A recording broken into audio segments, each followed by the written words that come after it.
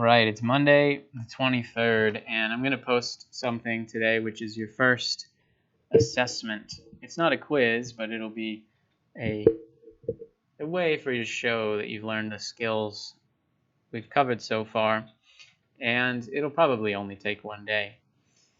If you're still working on the previous stuff, you can do that, or you can skip ahead to this and go back. We'll have time either way. But I wanted to get an assessment grade because right now the grades are kind of out of proportion, where any little assignment counts for a big chunk when it really shouldn't.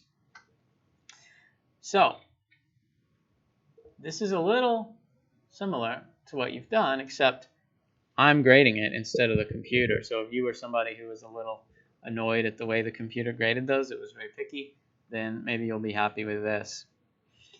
You're going to have a program that says, hey, what year were you born? And then it'll tell you your age. That might be one step. If somebody said 2020, if you were talking to a baby, then you might say, oh, you're 1 year old because it's current year minus that. And you might be right, but it depends. Have they had their birthday yet or have they not? So you might have a second layer.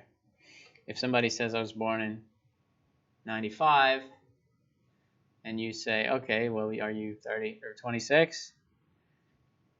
You might be right, or they might say no, because you might be off by one, depending on when in the year the birthday is versus when in the year we are. And you can just adjust and say, oh, well, in that case, you must be, off by one. You shouldn't have to ask for the birthday and then calculate it.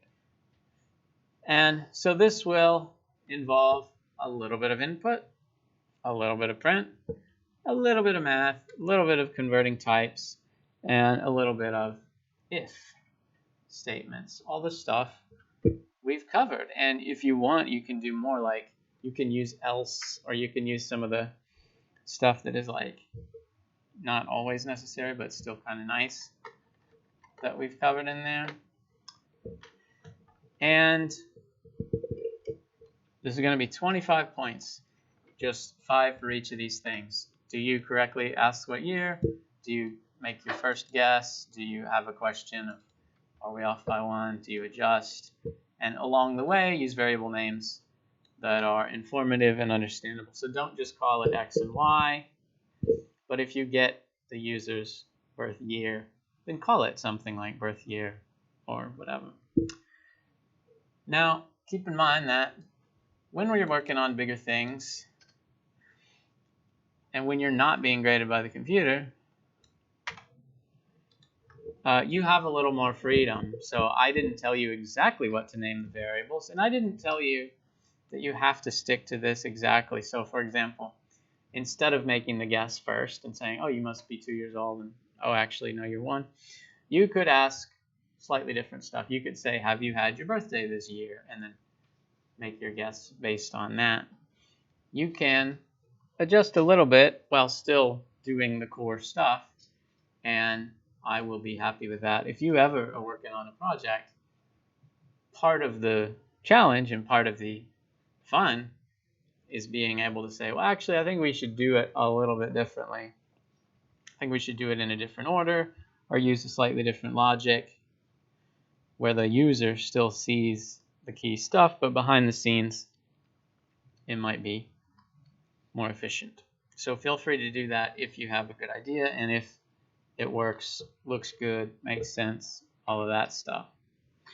Finally, I want to remind you that we have these forms, these Cte Release Forms. I handed them out in person last time. I have more if you need one.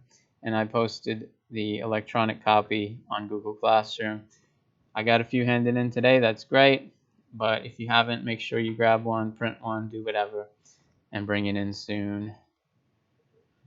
I think I'm going to end it there. It's a short video, but this is a short project. And I think if you guys start, you'll get the idea. And then you might be like, hey, I'm done in 20 minutes. Or you might be like, hey, I'm going to actually fiddle with it because it got a wrong answer, or it seems like it should be shorter, or something like that. Thanks.